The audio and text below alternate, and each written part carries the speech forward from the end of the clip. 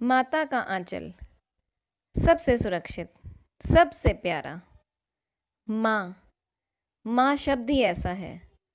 अनगिनत कविताएं, कहानियां, निबंध, हर गद्य की विधा में माँ पर कुछ ना कुछ अवश्य लिखा गया है। पद्य विधा में तो लिखा ही गया है। और इन सब के अलावा हृदय में अगर देखा जाए तो माँ का स्थान वो है जो किसी का भी नहीं है। शायद वो ईश्वर, क्या किसी पति के लिए पत्नी का या पत्नी के लिए पति का भी वो स्थान नहीं होगा जो कि माँ का है।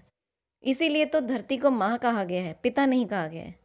हाँ, पिता का अपना महत्व है, लेकिन जैसे ही हम इस माता का आंचल को पढ़ेंगे तो आपको पता चलेगा कि पिता का महत्व जितना भी हो, लेकिन हृदय में ममतामयी माँ का स्थान कोई नहीं ले सकता। वो जैसे ही पढ़ते हैं मुझे आमिर खान का वो मूवी का वो सॉन्ग याद आ जाता है, जिसमें वो बोलता है एक बच्चा तारे ज़मीं पर कि मैं कभी बतलाता नहीं पर अंधेरे से डरता हूँ मैं माँ। या फिर माँ कितनी प्यारी है, कितनी अच्छी है। जितना भी मतलब माँ के लिए मैं बोलूँ उतना ही कम है। इस बात को और आगे ना बढ़ाकर, ताकि आपका समय ज़्यादा व्यर्थ ना हो, तो हम शुरू करते हैं। माता का आंचल, इसका सार। लेखक शिवपूजन सहाय। शिवपूजन सहाय जी को बचपन में भोला राम कहा जाता था। शायद आपने नहीं पढ़ा हो, या पढ़ा भी हो तो अच्छी बात है। इनका जन्म शिवपूजन सहाय जी का बिहार राज्य के भोजपुर जनपद में स्थित गांव उनवास में 1893 ईस्वी में हुआ था। और उसके अलावा इनकी मुख्य रचनाएं जो हैं, देहाती दुनिया, जिसमें से ये माता का आंचल लिया गया है, ग्राम सुधार, वे दिन वे लोग, स्मृति शेष आदि और भी बहुत सी रचनाएं। और इनकी संपूर्ण रचनाएं शिव पूजन रचनावली के 4 खंडों में प्रकाशित हैं। अगर परिचय के बारे में, यानी कि शिव पूजन सहाय जी के बारे में अगर आप और जानना चाहते हैं तो प्लीज़ मुझे कमेंट करके बताइए। आपको और डिटेल में, बल्कि इनके बारे में, इनकी रचनाओं के बारे में और ज़्यादा विस्तार से हम जानकारी देंगे। फिलहाल हम माता का आंचल, इनका सार। इसमें लेखक आपको बता ही चुके हैं, शिवपूजन सहाय जी हैं। उनके प्रसिद्ध उपन्यास देहाती दुनिया का ये एक अंश है। 1926 ईस्वी में प्रकाशित ये उपन्यास हिंदी का पहला आंचलिक उपन्यास माना जाता है। वैसे आंचलिक रचनाकार जो सबसे ज़्यादा प्रसिद्ध हैं वो हैं फणीश्वर नाथ रेणु जी। उनका मैला आंचल 1954 में प्रकाशित हुआ था, और उसके बाद से आंचलिकता के प्रति और भी बहुत सारे रचनाकारों ने अपने पैर जमाने का प्रयास किया, लेकिन सबसे ज़्यादा प्रसिद्ध कौन है? फणीश्वर नाथ रेणु जी। खैर, देहाती दुनिया पहला 1926 में प्रकाशित हुआ आंचलिक उपन्यास है। साथ ही ये उपन्यास स्मरण शिल्प आत्मकथात्मक शैली में रचे गए। इस उपन्यास का कथा शिल्प बहुत अधिक प्रयोगधर्मी है, नए नए प्रयोग हैं। उसके अलावा मौलिकता है इसमें, और भोलानाथ शिशु चरित्र उपन्यास का दृष्टि बिंदु है। ठीक है, करते हैं इसका सार। लेखक ने ग्रामीण अंचल और उसके चरित्रों का एक अनोखा चित्र जो इसमें प्रस्तुत किया है, अभी आपको दिखाई देगा। बालकों के खेल, कौतूहल, और बिल्कुल आपको साम्यता नजर आएगी। आप जो खेलते हैं और इसमें जो बताया गया है आप जो करते हैं, वो साम्यता बहुत ज़्यादा, साधारणीकरण हम पढ़ते हैं ना रस सूत्र में, वैसा मिलेगा। तो पिता का दुलार, लोकगीत, ऐसे प्रसंग इसमें हैं। शहर की चकाचौंध से दूर गांव की सहजता को लेखक ने पूरी तरह से आत्मीयता से बताया है। पारिवारिक परिवेश में बाल मनोभावों को अभिव्यक्त करते करते लेखक ने ये बताने का प्रयास किया है। अब मुख्य बात इस माता के आंचल की जो है वो बताने का प्रयास किया है कि पिता चाहे बच्चों से कितना भी अधिक प्यार करे, कितने भी अधिक सुरक्षा प्रदान करे, कितना भी अधिक समय दे, लेकिन माँ का स्थान पिता नहीं ले सकते। वैसे तो देखिए, दोनों ही चाहिए, माता भी पिता भी। पिता का भी अपना ही स्थान है और माता का भी, लेकिन पिता कितना भी चाहे वो माता का स्थान नहीं ले सकता। इस पूरे अध्याय में ये दिखाया है कि सारा दिन वो बच्चा अपने पिता के साथ खेलता है, लेकिन एंड में ट्विस्ट आ जाता है। जैसे ही बच्चे को थोड़ी सी समस्या आती है, डर लगता है, तो वो कहाँ जाता है? माता के आंचल में, अपनी माँ के पल्लू में, आंचल में, ममता भरी माँ के। लेखक कहते हैं जिस घर में बच्चे होते हैं वहाँ खर्चा ही खर्चा होता है। ये तो बिल्कुल सच बात है, कभी कुछ टूट फूट, कभी कुछ कभी कुछ। लेखक अपने बचपन के प्रसंग के बारे में बताता है कि हमेशा पिता के साथ ही सोता था, पिता के साथ ही नहाता था और पिता के साथ ही बैठकर पूजा करता था। पिता ही लेखक के चौड़े चेहरे पर त्रिपुंड लगाता था और उसे भोलानाथ के नाम से पुकारते थे। उसके पिता रामायण का पाठ करते हुए दर्पण में अपने मुंह को देखता था तो उसे बड़ी शर्म आती थी। पिता पाठ करने के बाद 1000 बार राम नाम लिखकर राम बही में रख देते और फिर 500 बार राम नाम लिखे छोटे कागजों को आटे की गोलियों में लपेटकर गंगा जी की तरफ चल पड़ते और मछलियों को खिलाते। उस टाइम भी लेखक अपने पिता के कंधे पर ही सवार होता था। लौटते हुए जब वहां से वापस आते थे तो पिता लेखक को पेड़ की शाखा पर बिठाकर झूला झूलाते थे। कितना पिता के साथ उसका अच्छा व्यवहार और अच्छा समय बीत रहा था। लेखक फिर से लिखते हैं कि जब बाबूजी के साथ उसकी कुश्ती होती तो बाबूजी जानबूझकर हार जाते। ऐसा हर पिता करता है। बाबूजी को चित्त करके वो उनकी दाढ़ी मूंछ को उखाड़ने का प्रयास करता। और जो पिताजी हैं लेखक के हाथों को चूम लेते और बार बार गालों को चुम्मी लेते और अपनी दाढ़ी लेखक के कपोलों पर गड़ा देते। छोटे बच्चों के साथ करते हैं ना ऐसा। लेखक फिर पिताजी की दाढ़ी मूंछ उखाड़ता तो वो बनावटी रोना रोने लगते और ये देखकर खिलखिलाकर जो लेखक है वो हंसने लगता। लेखक यानी कि भोलानाथ। पिताजी अपने हाथों से दही भात खिलाते और पेट भर जाने पर भी माँ और खिलाने की जिद करने लगती, क्योंकि उनका मानना था कि बच्चे को थोड़ा बड़ा कोर खिलाना चाहिए। वो हमेशा क्या कहती थी, जब खाएगा बड़े बड़े कोर तब पाएगा दुनिया में ठोर। तो इस तरह से छोटी छोटी बातें उन्होंने इस पूरे अध्याय में बताई हैं। आगे वो कहते हैं कि ये सब कहकर माता उसे खिलाने लग जाती और वो अक्सर पशु पक्षियों के नाम लेकर उसे बहलाती और फटाफट खिला देती थी। हम भी ऐसे ही करते हैं, चिड़िया आई, तोता आया, इस तरह से नाम लेकर। और खिलाने के बाद पिता उसे खेलने के लिए भेज देते। फिर लेखक रस्सी से बंधा काठ का घोड़ा लेकर नंग धड़ंग बाहर ही निकल जाता।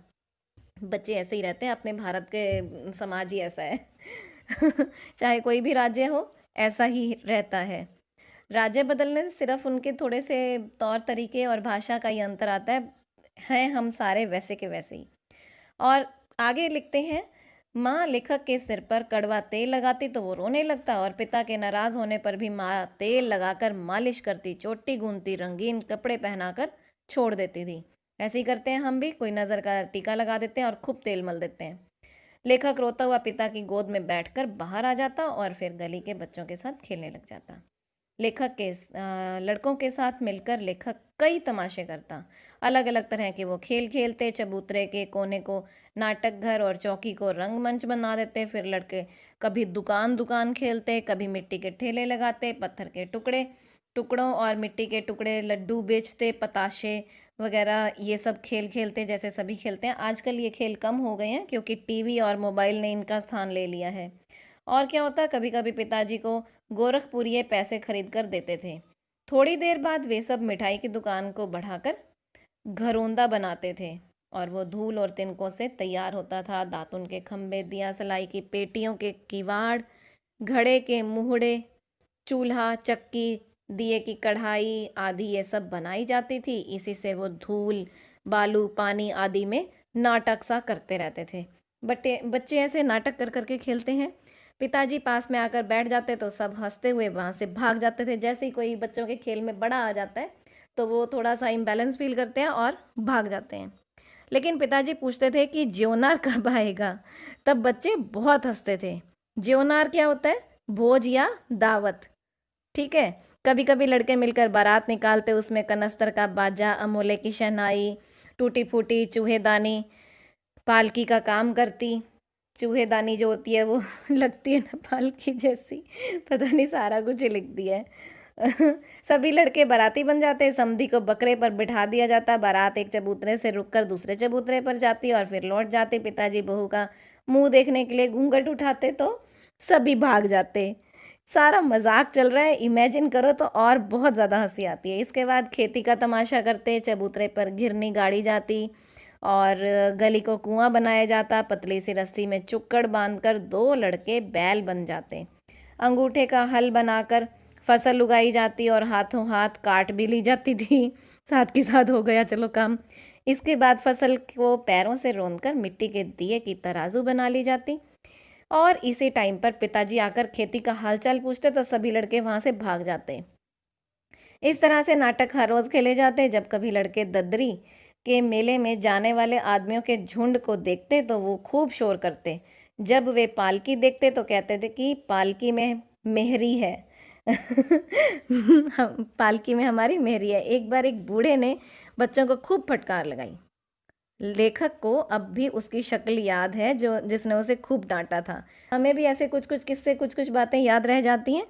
लेखक सोचता था कि वो बदसूरत कैसे जवाई बना, क्योंकि उसका मुंह तो घोड़े जैसा था। गुस्सा आता तो ऐसा ही लगता है। सभी लड़के उसके बाद वो बताते हैं कि आम की फसल के समय कभी कभी खूब आंधी आ जाती थी। आंधी के बिल्कुल बाद में सभी लड़के मिलकर बाग की ओर दौड़ते और चुन चुन कर गोपी आम चूसते। एक दिन आंधी के बाद एकदम से वर्षा हुई। बच्चों ने मिलकर वर्षा को बंद करने के लिए बहुत से मंत्र बोले। बच्चे ऐसे करते हैं, भगवान जी ऐसा कर दो ऐसा कर दो, लेकिन वर्षा कम नहीं हुई। सारे लड़के पेड़ों से सटकर बैठ गए, परंतु जैसे ही वहां बिच्छू नजर आया तो वो दौड़ पड़े। रास्ते में मासूम तिवारी मिल गया जिसे कम दिखाई देता था। बैजू ने कुछ गाकर उसे चिढ़ाया और सब लड़कों ने उसका साथ दिया। तब तिवारी ने सबको वहां से खदेड़ भगा दिया। तिवारी सीधा वहां से पाठशाला आ गया और तब 4 लड़के बैजू और अन्य लड़कों को पकड़ने आए। बैजू तो वहां से भाग गया पर बाकी लड़के पकड़े गए। गुरुजी ने सबकी खूब खबर ली। पकड़े जाते हैं ना लड़के, शरारतें बहुत करते हैं एक तो क्या होता है उसके बाद? खूब खबर ली। खबर मिलते ही पिताजी वहां गए और लेखक को अपने कंधे पर बिठा लिया। कंधे पर भी उसने रोना बंद नहीं किया और बिल्कुल रो रो के सारे कंधे को ही गीला कर दिया। रास्ते में लेखक ने बच्चों का झुंड देखा जो नाच गा रहा था। लेखक भी गोद से उतरकर उन लड़कों के साथ शामिल हो गया। भूल गया पिछली बात, बच्चे ऐसे ही होते हैं, सेकंडों में ही भूल जाते हैं।